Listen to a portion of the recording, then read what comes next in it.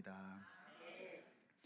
창세기 강의 13번째 창세기 6장 1절에서 10절 여호와께 은혜를 입었더라 라고 하는 말씀입니다.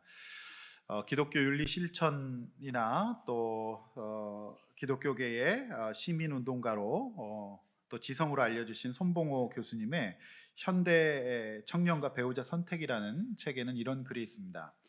어떤 청년이 도서관에서 책을 빌렸는데 그 책에 주소가 있더랍니다. 옛날 얘기죠. 그래서 편지를 보내봤는데 호기심에 답장이 와서 이 두 젊은 남녀가 이제 편지로 펜팔을 하게 되었습니다. 그래서 오랫동안 펜팔을 하다가 때가 되어서 이제 약속을 정해서 어느 역 앞에서 만나기로 했습니다. 그 만남의 표식이 이 여자분이 꽃을 들고 서 있는 것이었다고 해요. 그래서 이제 정한 날에 잔뜩 기대를 하고 이제 나갔더니 어떤 아주머니가 꽃을 들고 서 있더랍니다. 본인이 상상했던 외모와는 전혀 다른 그런 아주머니가 꽃을 들고 서 있어서 만나서 굉장히 실망했지만 그래도 이 청년은 최대한 예의를 지켰고 함부로 하지 않고 이렇게 대화를 나누고 이렇게 했다고 합니다. 그런데 이 중년의 아주머니가 나는 벌써 아들이 몇 명이다 이렇게 얘기를 하면서 이렇게 본인이 생각했던 것과는 전혀 다른 모습과 삶을 얘기를 하는 거예요. 청년은 사실 크게 실망했지만 그래도 이렇게 만났으니까 최대한 예의를 지켜서 이렇게 잘 보내드리려고 했고 예를 갖춰서 본인이 할 수 있는 최선의 예의를 잘 표했다고 합니다. 그런데 그제서야 이 중년의 부인은 사실은 내가 아니고 어떤 젊은 여자분이 이 꽃을 들고 서 있으라고 해서 왔는데 무슨 영문인지 모르겠다. 아르바이트를 했던 거죠.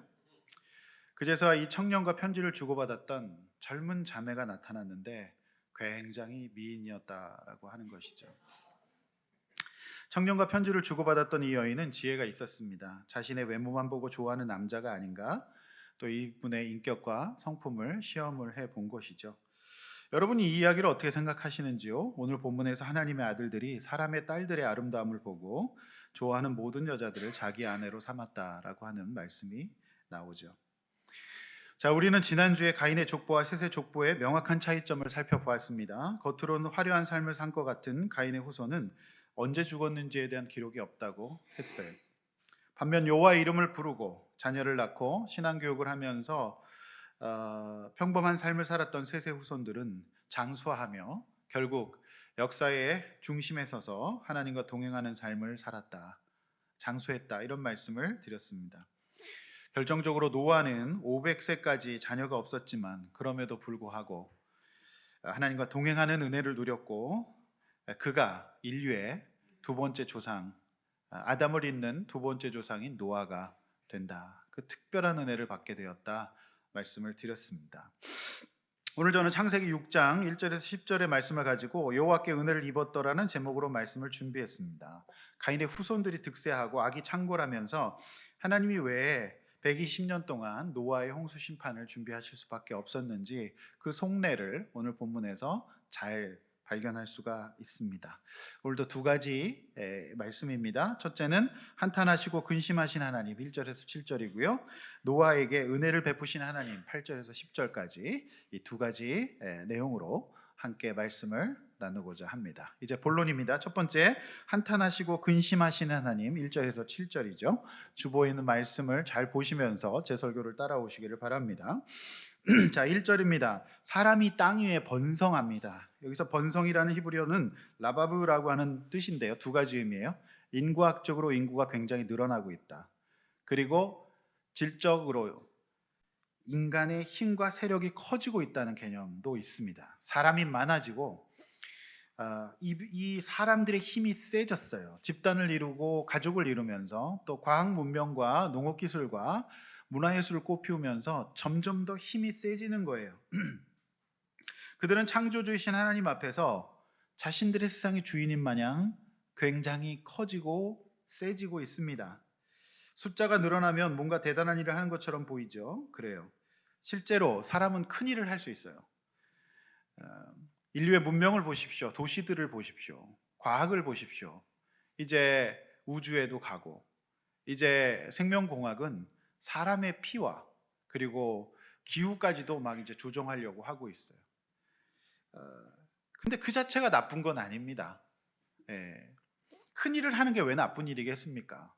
큰 일 자체가 나쁜 게 아니죠. 그런데 문제는 교회 밖이나 아니나 사람이 커지면서 하나님이 작아지는 게 문제예요. 큰 일을 해야 되죠. 그런데 이 사람의 속성, 죄의 속성상 큰 일을 하면 자신이 커지고 그 안에 하나님이 작아져요.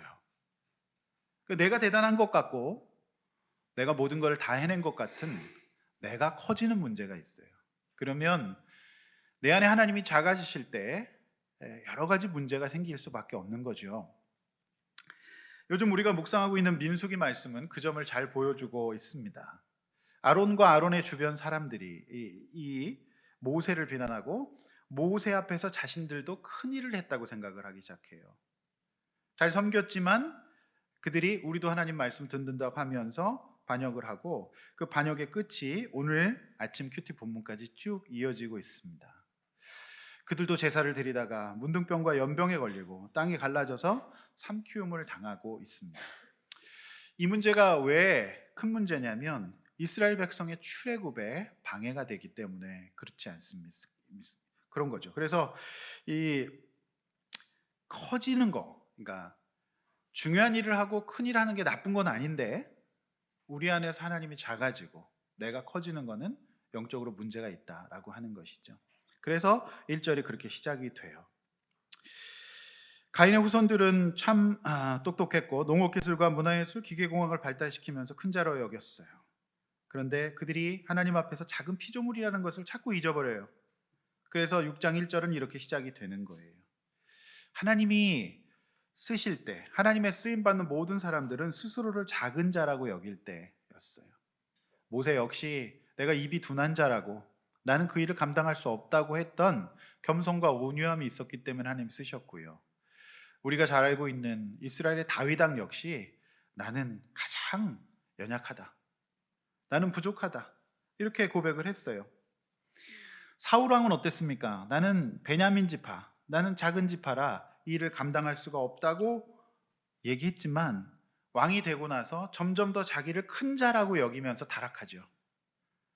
그래서 사울은 천천히요 다윗은 만만이라는 그 얘기 속에서 그의 상처가 올라오면서 평생 동안 사울을 괴롭히는데 국력과 인생을 다 소비해 버립니다. 우리가 약할 때 하나님은 강하시고 우리가 강할 때 하나님은 약하실 수밖에 없어요. 자, 저와 여러분들은 오늘 이 시간에 하나님 앞에서 작은 자입니까? 큰 자입니까? 그 질문으로 오늘 본문을 접근하셔야 됩니다. 하나님 앞에서 큰 자가 되면 모든 것이 다 무너지는 겁니다. 큰 자가 되어서 중요한 일, 정말 큰 일을 할지라도 하나님 앞에서 작은 자의 마음을 가지시기를 바랍니다. 자, 2절이에요. 하나님의 아들들이 사람의 딸들의 아름다움을 보고 자기들이 좋아하는 모든 여자를 아내로 삼았다. 자, 창세기의 구조는 계속해서 반복과 비교의 구조를 쓰고 있다고 말씀드렸어요. 그래서 가인의 족보와 셋 계열의 족보를 비교한다. 여러분, 근데 오늘 이 말씀 역시 창세기 3장의 하와의 타락과 6장의 하나님의 아들들의 타락을 같은 구조로 비교하고 있어요. 창세기 3장에서 선악과를 따먹는 이 죄를 범하는데 이들이 처음에 어떻게 했습니까? 하와가 처음에 봤잖아요. 그래서 이것이 너무 맛있어 보이고 좋아 보이잖아요. 그게 이제 좋았다라고 하는 표현이거든요. 그런데 오늘 6장에 하나님의 아들들도 역시 보고 좋아합니다. 이게 뭔가 지금 크게 잘못되고 있다. 창세기 3장의 인간의 타락이 6장에서 확장되고 있다는 것을 창세기의 저자인 모세는 의도적으로 비교하는 겁니다. 그래서 히브리 원문을 보면 구조를 가지고 있어서 대꾸의 형식을 가지고 있다라고 하는 것이죠. 여기서 이제 하나님의 아들들에 대해서 여러 가지 견해가 있지만 그냥 유력한 견해는 가인의 후손, 셋의 후손들이 있는데 가인의 후손은 하나님을 떠난 불신의 상태고요. 셋의 후손은 하나님을 믿는 믿음의 자녀들인데 불행하게도 오늘 본문에서 어떻게 됩니까? 믿음의 자녀들, 하나님의 아들들이 이 사람의 딸들이라고 여겨지는 이제 불신자들과 함께 이제 혼인을 하는 그런 모습 볼 수가 있는 것이죠. 자, 보세요. 여성은 남성보다 후에 지어진 하나님의 신제품이라고 말씀드렸어요. 그래서 남성은 여성의 도움, 아내의 도움을 받아서 이 돕는 배필의 역할을 받아서 이제 성장하고 성숙한다라고 말씀드리지 않았겠습니까? 그래서 이 남편은 아내의 영향을 받을 수밖에 없어요. 굉장히 중요한 거죠. 안 받으려고 해도 받을 수밖에 없어요. 자, 그런데 3장과 6장에서 다 공교롭게도 여성들의 부정적인 역할을 비교하고 있다. 오늘 6장에서도 사람의 딸들이라고 나온 거예요. 그래서 여러분, 저는 이제 아내와 어머니들, 특별히 여성들의 신앙이 굉장히 중요하다. 그래서 참 아내분, 어머니들, 여성분들이 영적으로 깨어 있는 것을 사단이 굉장히 경계할 거고요. 무너뜨릴 거예요. 그래서 근데 이 여성들이 하나님 앞에서 신앙생활을 제대로 하지 못하고 하나님 앞에 큰 자가 되면 가정이 무너지고 인류 역사가 후퇴한다라고 하는 거예요. 훨씬 더 여성이 재료 면에서 여러 면에서 우세한 면이 많기 때문에 사단은 먼저 여성들을 공격할 겁니다. 그게 3장과 6장이 지금 이 비교를 하고 있는 거예요. 그래서 저는 많은 목장이 있지만은 여자 목장에 굉장히 관심이 많습니다. 그래서 저는 목장 끝나면 항상 물어봐요. 무슨 나눔 어떻게 했는지. 보고서가 안 올라오니까 제가 이제 계속 물어보죠. 왜 관심 많아요? 특별히 그 평일날 하는 남목장 굉장히 중요합니다. 왜냐하면 가정과 신앙생활에 온전히 올인하고 있는 이런 중심 잡는 여성들이 많아야 사실은 가정과 교회가 온전히 서갈 수 있거든요. 그래서 항상 물어봅니다. 어떻게 잘 지내시는지, 잘 나누고 계시는지. 그만큼 이 어머니, 아내, 여성분들이 하나님 앞에 깨어 있는 것이 굉장히 중요하기 때문이에요. 자, 그런데 하나님의 아들들, 이 셋의 후손들이라고 보여지죠? 이들이 뭘 보죠? 사람의 딸들의 아름다움을 봐요. 자, 여기서 본다는 단어가 라라고 하는 단어인데 이거는 그냥 보는 수준이 아니라 이런 뜻이 있어요. 조사하다, 뚫어지게 쳐다보다, 집요하게 본다. 그러니까 이 라라고 하는 본다라고 하는 단어는 거의 묵상을 하는 거예요. 그러니까 하나님의 말씀이 아니라 하나님의 이 아들들이 이 세상의 이 딸들의 그죠? 이 아름다움을 거의 뚫어지게 묵상하는 겁니다. 엄청나게 집중하고 본다라고 하는 거예요. 여기 그치지 않고 자 하나님의 아들들이 한 아름다운 사람의 딸들, 그러니까 여성의 이제 자기 눈에 좋은 한 아내의 남편이 되면 그래도 거기서 괜찮을진데 오늘 본문에 보면 그뿐만 아니라 자기 눈에 좋아하는 모든 여자를 아내를 삼아요. 이제 완전 방탕으로 가는 거죠. 이게 무슨 얘기예요? 하나님이 세우신 첫 기관이었던 가정이 무너지고 있는 거예요. 사단은 이처럼 일부일처와 경건한 생활이라고 하는 원리에 의해서 유지되는 가정을 무너뜨리는 거죠. 본인 좋아하는 것뿐만 아니라 또 다른 사람들, 다른 자매들을 그렇게 한다. 그래서 거기서 자라난 자녀들의 내면 세계는 어둡고 슬플 수밖에 없죠. 상처가 발생하잖아요. 나아가 이제 교회와 세상을 혼란스럽게 되는 것이다. 이것이 굉장히 중요한데요. 노아 홍수 심판의 단초가 되는 거예요. 제가 서론에서 인용했던 이제 손봉호 교수님의 글에는 이런 내용이 있어요. 청년들에게 배우자 선택의 기준을 쭉 설명하면서 가장 어리석은 기준은 외모를 보는 거다. 네. 그러면서 이제 형제들, 자매들에게 이런 청년들에게 이런 권면을 해요. 미인인 부인과 함께 외출했을 때 참 너는 행복하겠다. 다른 사람들이 부러워하는 것에 만족하기 위해서 일생 동안 노예 노릇을 할 각오가 된 사람은 미인과 결혼해도 상관이 없다는 거예요. 물론 예쁜 사람들 중에서도 자기 얼굴이 예쁘다는 것을 모르는 사람들이 있대요. 그 사람은 참 훌륭한 사람이래요. 그런데요, 희한한 거는 자기 얼굴이 예쁘다는 것을 알면 그것은 그때부터 참 고치기 어려운 병에 걸린대. 모든 사람이 자기를 대접하고 대우해주고 관심 가져주기를 원한다라고 하는 것이죠. 자, 남자도 마찬가지예요. 아주 잘생긴 남자는 자매들에게 가능한 피하라고 조언합니다. 좀 못난 사람을 택하는 게 좋대요. 키가 크고 미남인 사람은 옷도 잘 입으려고 하고 많은 사람의 관심을 요구할 것이기 때문에 그것은 부인에게 쓸데없는 부담이 될 수 있다는 거예요. 혹시 자기가 잘생겼다고 생각하는 남자는 될 수 있으면 나는 못생겼다라고 자기 자신에게 확신을 주도록 하라고 권하고 있어요. 그래야 정말로 멋있는 사람이 될 수 있다는 거예요. 여러분 어떠십니까? 네? 여러분 어떻게 생각하세요?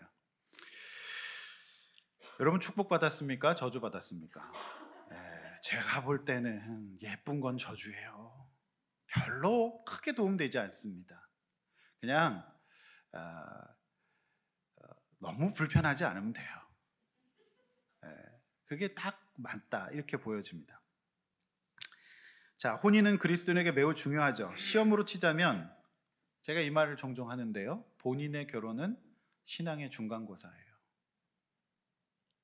그리고 자녀의 결혼은 그 사람 신앙의 기말고사예요. 수능이에요.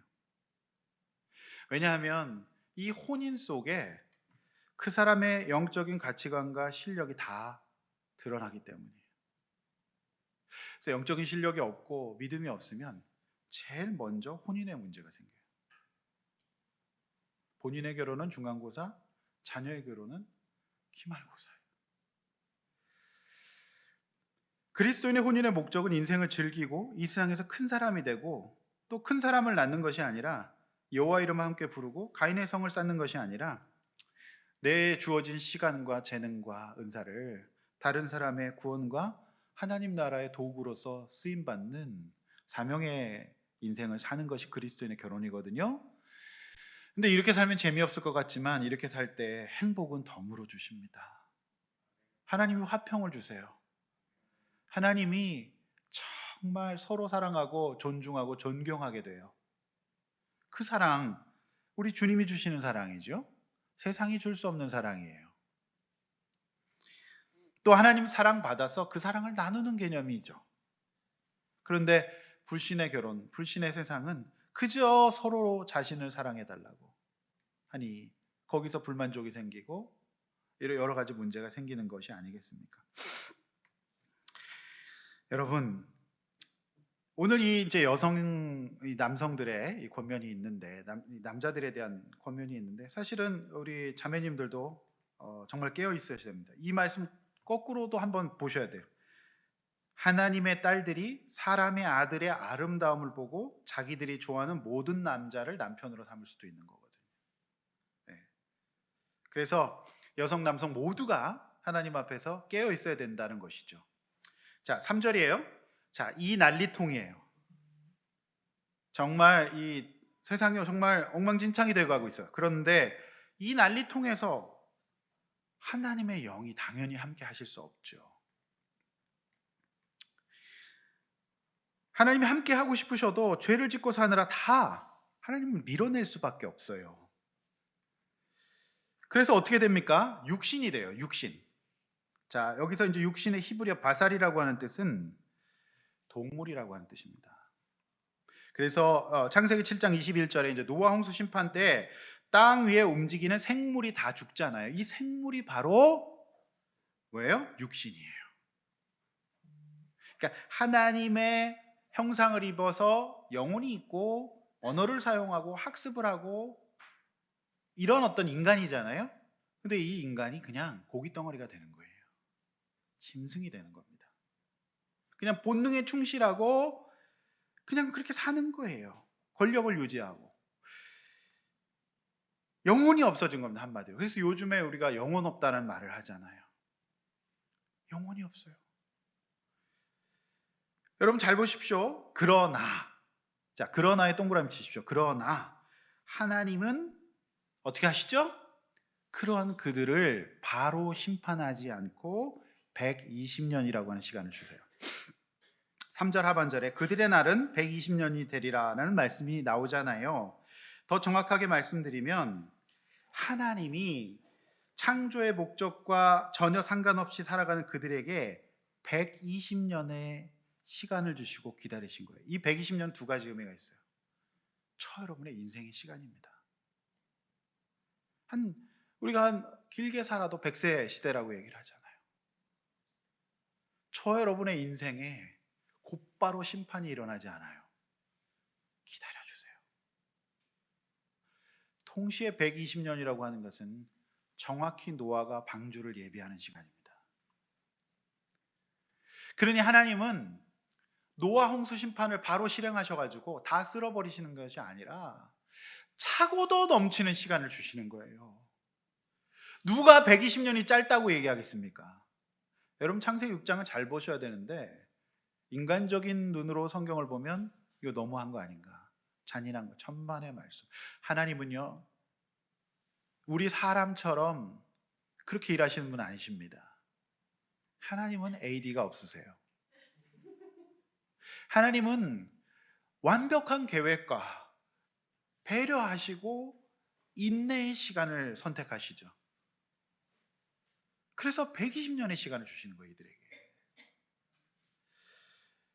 여러분 지금 몇 년째를 보내고 계십니까?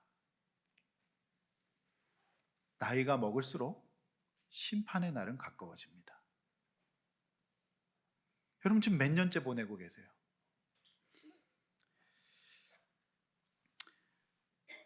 여러분 노아의 방주가 이거는요, 저 산 위에 잘 보이는 곳에 100m가 넘는 배를 짓는 거예요.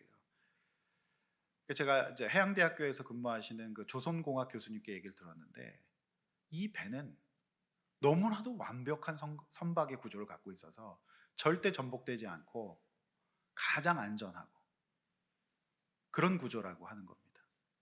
네. 놀라운 거죠. 그 큰 배를 산 위에 짓습니다. 그런데 120년 동안 짓는데 노아가 여러분 거기 산에서 못질을 하고 망치를 치면서 그 소리가 안 들렸겠습니까? 그래서 노아 당시 사람들은 다 그를 비웃었어요. 그리고 아무도 방주에 들어오지 않습니다. 오직 그의 자녀들과 동물들만 들어오죠. 그래서 홍수 심판을 한 방에 다 쓸어버리시는 게 아니라 120년의 시간으로 사랑의 인내의 방식을 선택하셨다. 이게 사실 노아 방주 속에 담겨있는 하나님의 사랑과 은혜예요. 이걸 어떻게 심판이라고만 말할 수 있게, 물론 심판이지만 차고 넘치는 120년의 시간을 주신 거예요. 여러분 저는 그 노아의 망치 소리가 전도 소리라고 봐요. 예수 믿으세요. 들어오세요. 그만하세요. 곧 있으면 깨집니다. 아무도 안 들어요. 그들이 보았던 것은 노아의 방주가 아니었어요. 하나님의 말씀이 아니었어요. 뭐였어요? 세상의 아름다움과 죄였어요. 그래서 신약에서 예수님은 이 시대를 이끌어 먹고 마시고 시집가고 장가간다. 그냥 그렇게 살아가는 거였어요. 예수님이 그 시대의 특징을 그렇게 말했어요. 이 시대 아닙니까? 어쩌면 이렇게 똑같을까요? 자, 그런데 그 구조는 계속 이어집니다. 4절이에요. 그들이 결혼해서 그들이 누굴 낳습니까? 네피림을 낳아요. 자, 이 네피림은 용사요 고대의 명성 있는 사람입니다. 그 시대의 아이돌이었어요. 용사요 명성 있는 자라. 다 아는 거예요.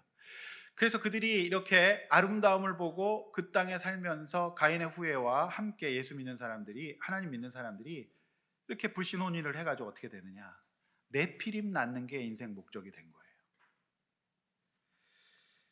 지금으로 치면 공부 잘하고 똑똑하고 회장하고 시험만 보면 1등하고 좋은 학교 나오고 좋은 직장 가고 어디 내놔도 자랑스러운 힘 있는, 다 알아보는 명성 있는 자녀를 낳는 거예요.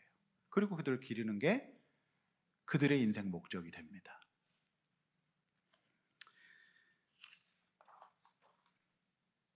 여러분, 지난주 제가 말씀드린 창세기 5장의 족보는 셋 계열의 족보였어요. 어떻게 살고 어떻게 죽었다 기록되어 있는데 가인의 계열 족보는 그런 게 없잖아요. 아무리 세상에서 영웅이고 내놓으면 자랑스럽고 정말 여러 가지를 다 갖춘 이런 자녀들일지라도 잠시 후 그 네피림은 심판을 받아 다 죽습니다. 누가 살아남습니까? 오직 여호와의 은혜를 받은 노아와 그의 자녀 셈, 함, 야벳만 남아요. 어떻게 보면 셈, 함, 야벳은 그들도 참 힘들었겠다. 아버지 잘못 만나가지고, 이건 그냥 제 묵상입니다. 아버지가 방주 짓는데 아마 평생 노가다를 했어야 됐을 거예요. 그 높은 산에 그냥 올라가는 것도 아니고, 제가 요즘 등산을 좀 하는데 아침마다 석성산이 이렇게 높을까요? 사람들은 쉽게 가는데 그 전망대 가는 게 여러분 되게 가파라요. 계곡에다 막 이렇게 전와가지고 꽤 운동됩니다. 쉽지 않아요. 그런데요, 그 산에다 방주를 짓는데 이 자녀들이 저는 조력하지 않았을까 싶어요. 그래서 투덜거리면서 남들은 다 축구하고 노는데 얘는 계속 아버지도, 그것도 100년 동안. 여기 그런 자녀들이 있을 겁니다. 내가 부모 잘못 만나서 주일날 놀지도 못하고 쉬지도 못하고 계속 무조건 교회로 와야 되는 현실. 수련회는 무조건 가야 되고. 예? 여러분, 그런데 네피림이 사는 게 아니라 이들이 삽니다. 셈, 함, 야벳이 인류의 또 중요한 역할을 하게 돼요. 그게 진짜 축복이잖아요. 이게 성경에는 없는 얘기예요. 그냥 제가 생각해 봤어요. 아버지 그렇게 고생하시는데 얘들이 가만히 있었을까? 결정적으로 이 애들이 배 타잖아. 난 그것도 대단한 것 같아. 여러분이 셈, 함, 야벳이면 타겠습니까? 그리고 거기는요, 나가는 문이 없어요. 닫아버리면 끝이란 말이에요. 네? 대박이죠. 여러분 보세요. 네피림을 만드는 세상, 믿음의 자녀를 만드는 세상. 이 사실 내 자녀를 네피림을 만드는 이 원리는요, 수천 년 한 지금까지도 똑같은 가정의 원리예요. 얘네들이 너무 멋있어요. 그 자녀 만드는 거죠. 이번 주에도 동백에 자녀 문제가 있으신 분들이 꾸준히 찾아오고 계세요. 광고도 안 하는데 왜 이렇게 찾아오시는지 모르겠어요. 특별히 이 앞단지 아파트에서 지금 2가정이 오시는데요. 상담 불신자예요. 안 믿는 분들인데 왜 오셨을까요? 그건 저도 모르겠어요. 그런데 이 2가정의 이 문제는 똑같아요. 이 어머니 아버지가 자녀를 네피림을 만들고 싶은데 네피림이 아니라 자꾸 피레미가 되는 거예요. 네피림이 돼야 되는데 피레미가 되는 거예요. 자꾸 애가 이상해져. 본인들은 네피림으로 교육을 받고 네피림이 되었어요. 이 2가정 다 부모님들이 다 세상적으로 네피림이에요. 그런데 자녀가 네피림이 안 되니까 이 자녀를 억압하기 시작하는 거죠. 그러니까 얘가 이제 고등학생인데 사춘기가 되어가지고 지금 완전히 세상적으로 피레미가 돼버렸어요. 그러면서 한 고등학교 남학생 아이가 이런 얘기를 합니다. 부들부들 떨면서 내가 조금만 더 힘이 생기면 아버지를 때려줄 거라고. 아버님들 조심하십시오. 만든 수가 있습니다. 예? 근데 걔는 진짜 때릴 것 같더라고요. 부들부들 떨면서. 예. 그래서 그 부모님이 이제 해달별이 다 떨어져가지고 내가 봐도 그 부모님들은 네피림이에요. 그런데 여러분, 네피림 최근에 어디서 보신 적 있지 않습니까? 우리 묵상했던 민수기 13장 32절, 33절에 네피림이 또 나와요. 함께 같이 읽어보겠습니다. 앞에 보시면서 시작. 이스라엘 자손 앞에서 그 정탐한 땅을 낙평하여 이르되 우리가 두루다니며 정탐한 땅은 그 거주민을 삼키는 땅이요 거기서 본 모든 백성은 신장이 장대한 자들이며 거기서 네피림 후손인 아낙 자손의 거인들을 보았나니 우리는 스스로 보기에도 메뚜기 같으니 그들이 보기에도 그와 같았을 것이니라. 여러분, 여기 나오는 네피림은 창세기 네피림 아닙니다. 왜냐하면 창세기 네피림은 홍수시파에서 다 죽었어요. 근데 그 네피림이라고 하는 언어는 남아가지고 오늘 가나안 땅에 이들이 거하고 있는데, 이들이 기골이 장대하고 너무 멋있고 힘이 세요. 그죠? 그러니까 이 네피림들이 뭘 합니까? 출애굽을 방해해요. 그리고 가나안 땅을 막고 있어요. 대적해요. 그게 바로 네피림입니다. 그래서 그 잘난 네피림 대해서 하는 일이 뭡니까? 창세기나 민수기나 똑같아요. 구원을 막고 죄를 짓고 사는 거예요. 근데 더 문제는, 제가 이제 민수기를 보면서 더 문제는 하나님의 백성들이 네피림을 부러워하고 두려워한다는 거예요. 그래서 여러분 읽으신 말씀 뭐라 그래요?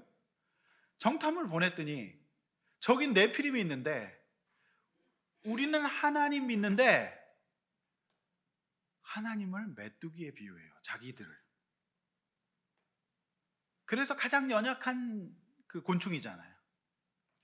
그래서 그들을 부러워하면서 두려워하죠. 문제는 예수 믿는 사람들이 하나님의 자녀로서 자녀를 양육할 때 내 자녀가 네피림이 아닌 것을 오히려 세상을 보면서 부러워해요. 그런 건 성경에 없어요. 물론 여기서 우리가 중요한 일, 세상에서 유의미한 일을 하지 말자는 게 아닙니다.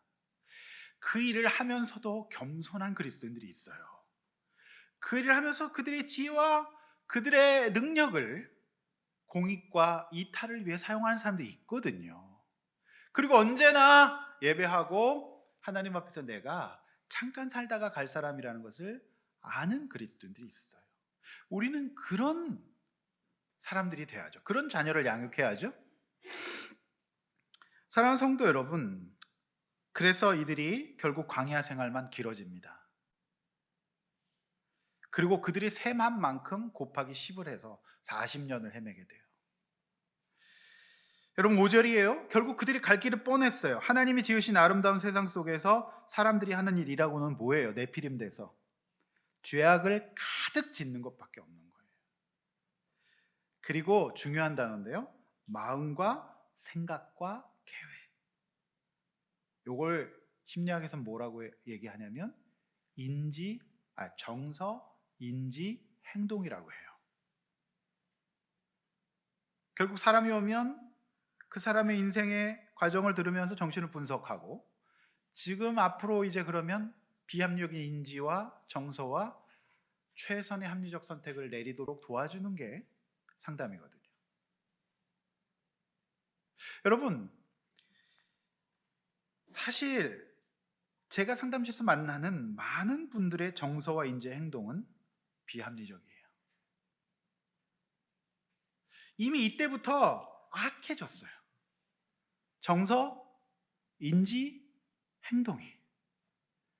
그래서 악을 가득 짓고 삽니다.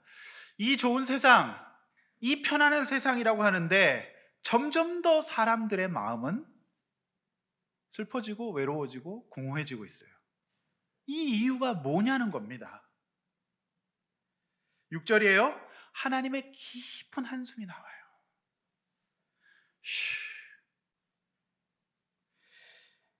하나님의 마음이에요. 그래서 하나님은 인간을 이렇게 짓지 않았어요. 정말 행복하고 안전하고 너무 뿌듯하게 지으셨는데 이들에게 주신 자유의지를 엉망으로 사용하고 죄를 짓는 데 사용하면서 이들이 어떻게 돼요? 망가지기 시작한 거예요. 그러니까 하나님 얼마나 속상하시겠어요. 그래서 여러분 이 표현을 보면 살짝 우리가 이런 생각돼요. 이거 하나님이 이랬다 저랬다 하는 거 아닌가? 하나님이 갑자기 어,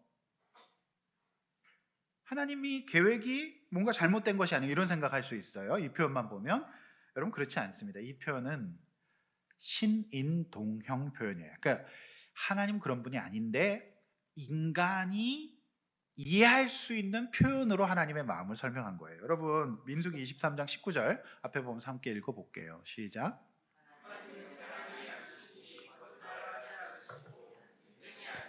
후회가 없으시도다. 어찌 그 말씀하신 바를 행하지 않으시며 하신 말씀을 실행하지 않으시랴. 여러분 하나님은 인생이 아니기 때문에 우리 인간처럼 후회하는 분 아닙니다. 하나님은 사랑하셔서 인간에게 하나님의 형상과 자유의지를 주시고 기다리시는 분이에요. 하나님이 로봇처럼 우리를 만들지 않으시고 저와 여러분들에게 권능을 주셨거든요. 그래서 그걸 갖고 인격적인 교제를 하길 원하세요. 수많은 것 가운데 우상 가운데 정신을 차리고 이렇게 사는 거죠. 그런데 그게 안 되니까 하나님이 너무 속상하시잖아요. 마음 아프시잖아요. 여러분들 자녀도 마찬가지예요. 여러분들 자녀 보면 한숨 짓게 될 때가 있죠. 그 아버지의 마음이에요. 하나님 실수가 없으세요.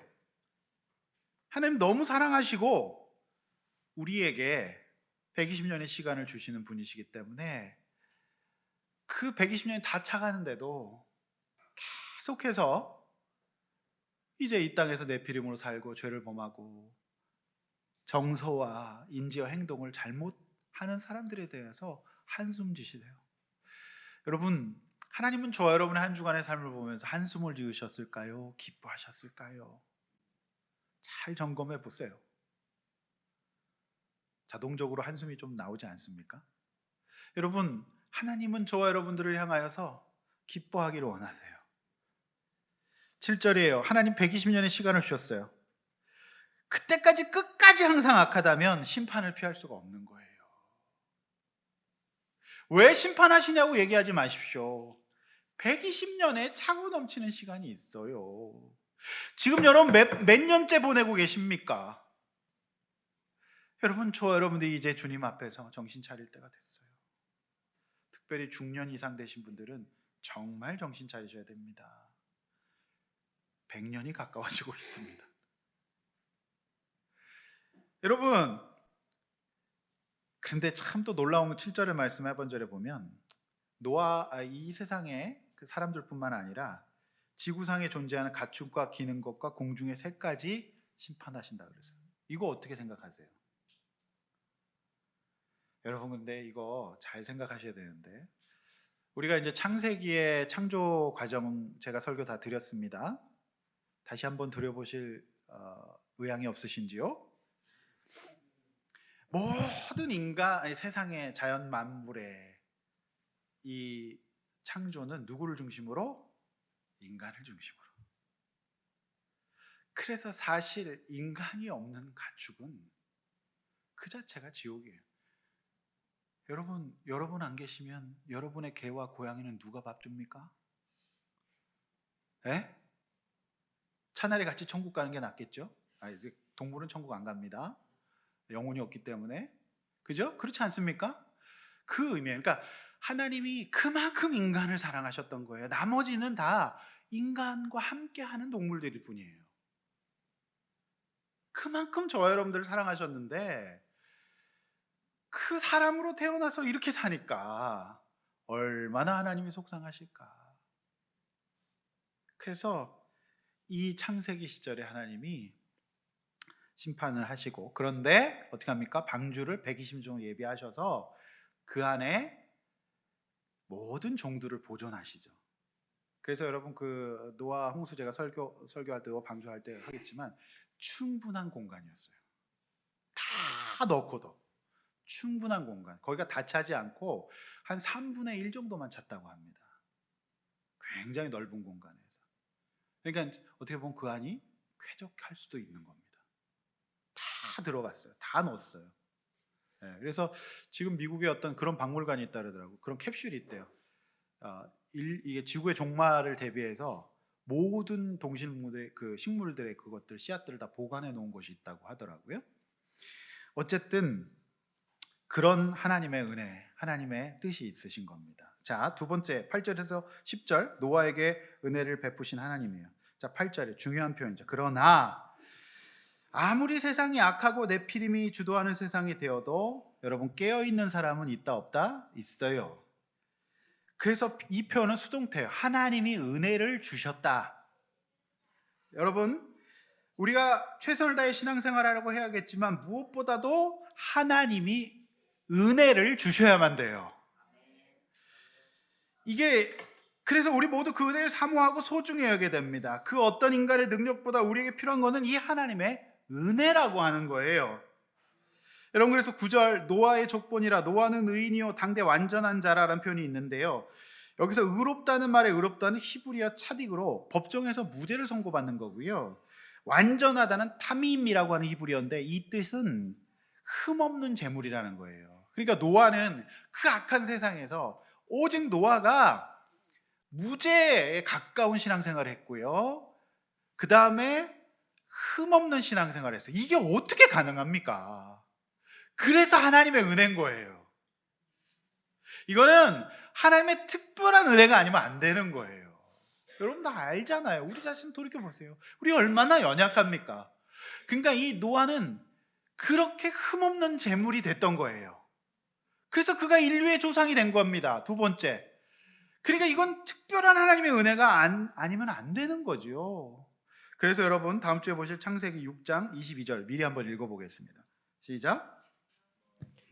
노아가 그와 같이 하여 하나님이 자기에게 명하신 대로 다 준행하였더라. 이 준행이라는 말이 7장 5절, 9절, 16절에 반복되는데 이것이 바로 하나님의 말씀 그대로 행하고 완전하게 행했다는 뜻이에요. 흠잡을 데 없이 준행했다는 그에 대한 하나님 평가를 반영했어요. 정말 전무후무한 평가죠. 그래서 이건 정말 놀라운 은혜예요. 이거 은혜 아니면 안 되는 일이에요. 여러분 그렇다면 저와 여러분의 이 시대에 이 은혜 받는 이 노아의 흉내라도 내는 건 뭘까요? 여러분 우리는 노아일 수는 없을 거예요 아마. 그런데 노아의 흉내라도 내려면 저는 그렇게 생각해요. 우리가 이 바쁜 중에도 이 큰일을 하는 중에도 언제나 예배드리고 세상 사람들이 세상의 아름다움과 찬란함을 묵상하고 있을 때 우리는 하나님 앞에 작은 자가 되어서 겸손히 하나님의 말씀을 묵상하고 그리고 우리가 말씀을 듣거나 처방을 받고 또 공동체에서 조언을 받을 때 적용 준행하려고 애쓰고 세상 사람들은 돈을 우상 삼고 이 땅에서 큰 자가 되는 걸 우상 삼을 때에도 우리는 그것이 아니라고 우리의 시간과 물질을 통해서 고백하고 10절 말씀 무엇보다도 그들의 자녀를 믿음으로 양육하는 거예요. 이게 노아의 삶입니다. 세상 사람들은 네피림 만들려고 그래요. 그리고 네피림 만드는 일에 하나님을 동원해요. 그런데 믿음의 교육을 시키고 네가 하나님 앞에 작은 자가 돼야 된다라고 그렇게 인정하면서 그 신앙의 교육을 시키는 거죠. 오늘 이제 시험 기간입니다. 그래서 경기도 광주에서 예배 드리시는 우리 중학생 부모님이 예배를 일부러 데리고 오셨어요. 그래서 제가 얼마나 축복해주고 나도 널 그렇게 축복하고 싶은데 하나님 너에게 얼마나 은혜를 베푸시겠냐. 근데 그 남매가 와서 엄마랑 같이 예배를 드리고 이제 이번 주 시험이에요. 학원 특강도 있고 막 그런데 그래도 예배 드리고 간 거죠. 그래서 저는 그 집이 그래요. 이 땅에서 그 집이 특별한 하나님의 은혜가 아니면 어떻게 살겠어요? 하나님의 은혜로 살아가는 거다. 그래서 제가 다 안수기도 해줬어요. 찍어도 맞을 줄로 믿습니다. 공부한 거 생각나게 될 줄로 믿습니다. 저는 이 아이가 세상에서 중요한 일을 했으면 좋겠어요. 그거를 아이가 말하고 어머니가 받는 거, 그 은혜 아니면 어떻게 이 험한 세상 살아가겠어요? 하나님의 은혜가 개입하는 인생은 세상이 감당할 수 없는 은혜예요. 그럼 오늘도 이제 새롭게 와서 보시고 오신 분들 계신데, 전 진짜 설명이 안 돼요. 저희 집 같은 환경에서 내가 어떻게 진짜 그 복음을 받아들였고, 내가 어떻게 그 복음을 가지고 적용하고, 저도 네피림 되려고 그랬어요. 우리 가정의 네피림은 김갑식이라고 동대문에 빌딩이 두 채가 있는 옷감 장사에서 대박 치신 네피림 삼촌이 계세요. 모든 조카들이 거기 가서 장사 배우고, 예? 거기 가서 독립합니다. 저도 그러려고 했어요. 근데 예수 믿고 보니까 그게 인생의 목적은 아닌 것 같더라고요. 내 인생과 내 시간과 내 젊음을 하나님 예배하고 나처럼 힘들었던 사람을 살리는 데 쓰고 싶다는 그 은혜가 저에게 임했어요. 그건 진짜 특별한 은혜예요. 그래서 그 이후로 지금까지 제가 힘든 사람들 돕고 살려다 보니까 잘 돕기 위해서 공부한 거죠. 저 공부하기 싫은 사람이에요. 그런데 그렇게 해놨고 언제나 저는 예배를 중심으로 살았고 그렇게 살았어요. 그건 진짜 은혜예요. 그래서 제가 하도 힘들어서 우리 가족, 저도 이제 상담 많이 받았잖아요. 우리 가족 그 최영민 선생님이랑 상계백병원에 굉장히 유명한 크리스찬 정신의학자가 있으세요. 상계백 지금 아마 은퇴하셨을 겁니다. 굉장히 유명한 크리스찬 정신의학 선생님이신데 교수님이신데 제가 우리 가족 다 데리고 그 선생님 갔거든요.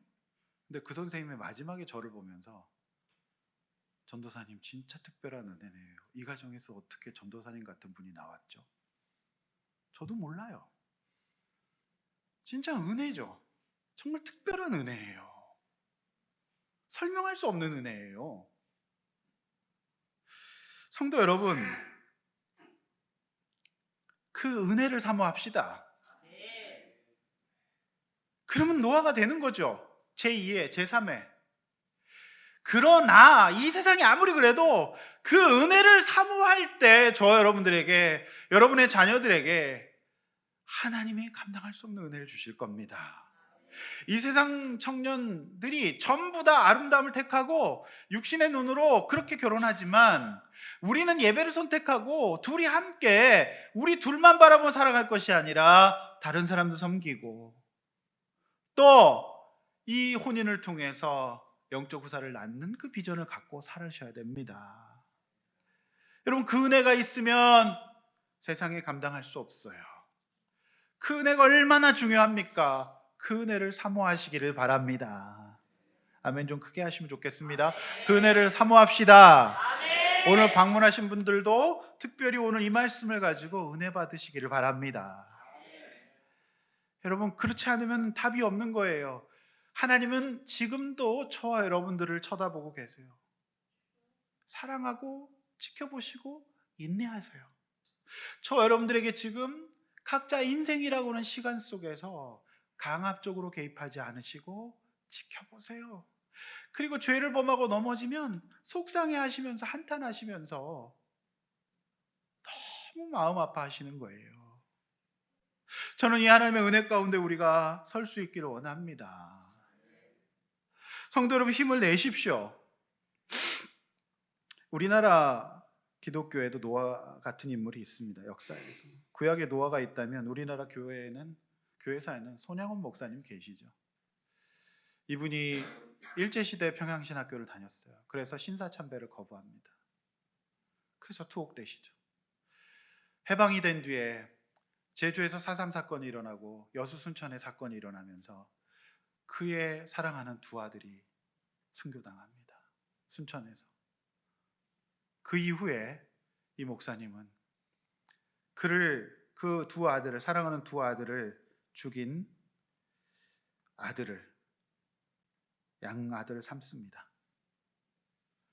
그래서 감신대 이덕주 교수가 쓴 예수 사랑을 실천한 목포 순천 이야기라는 책에는 구체적으로 그 일화가 소개되고 있어요.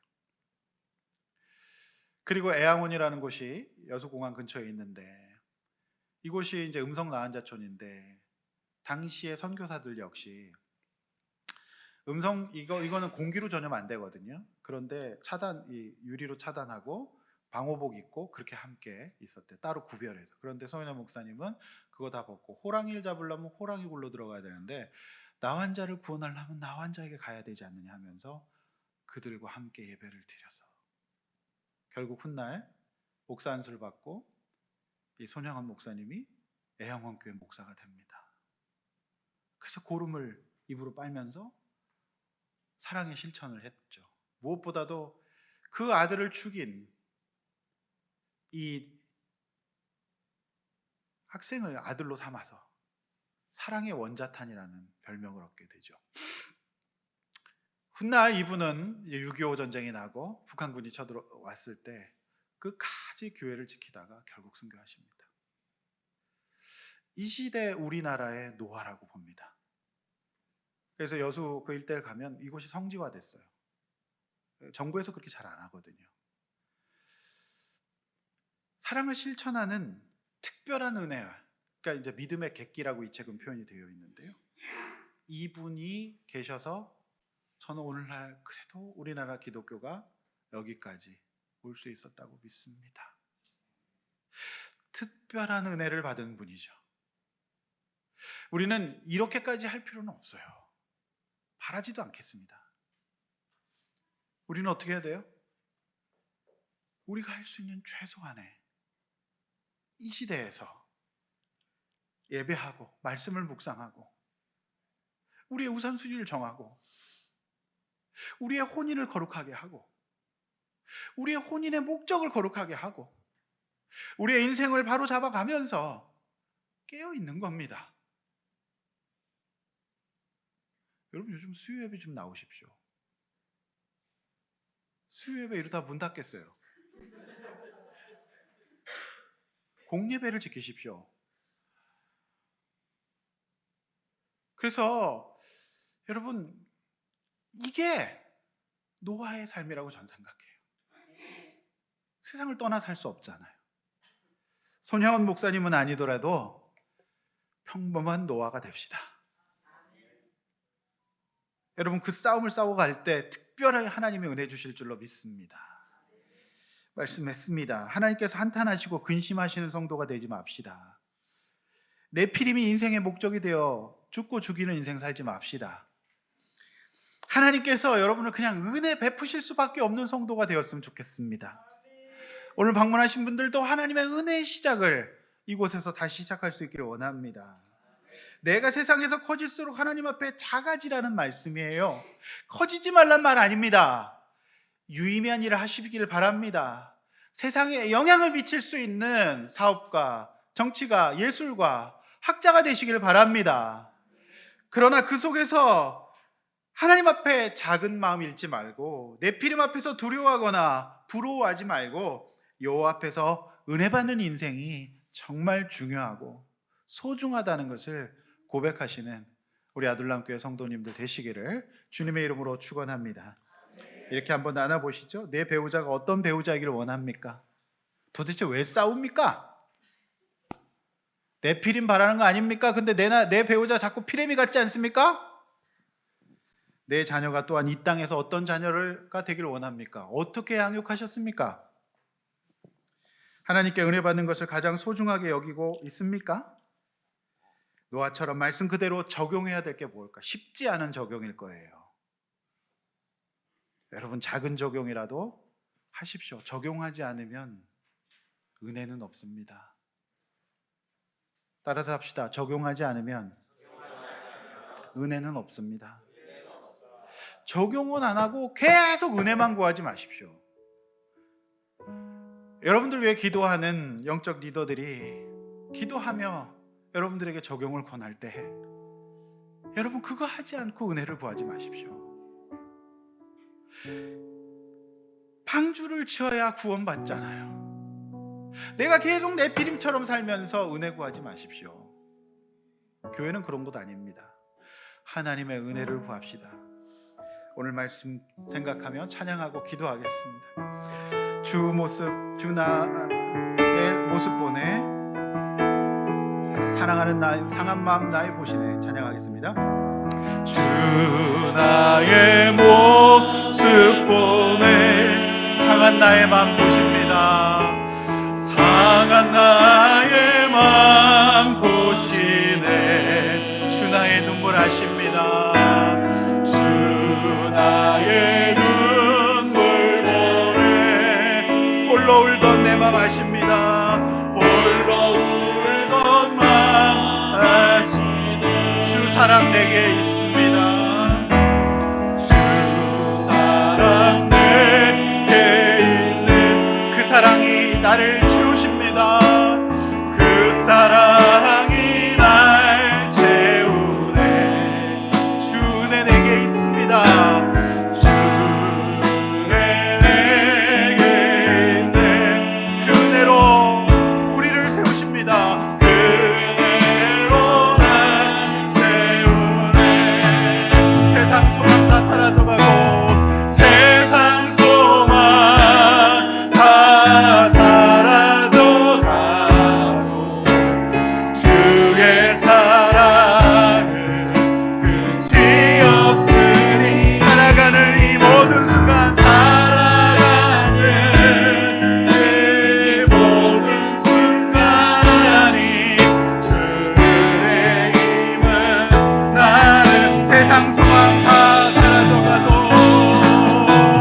세상 소망 다 사라져가도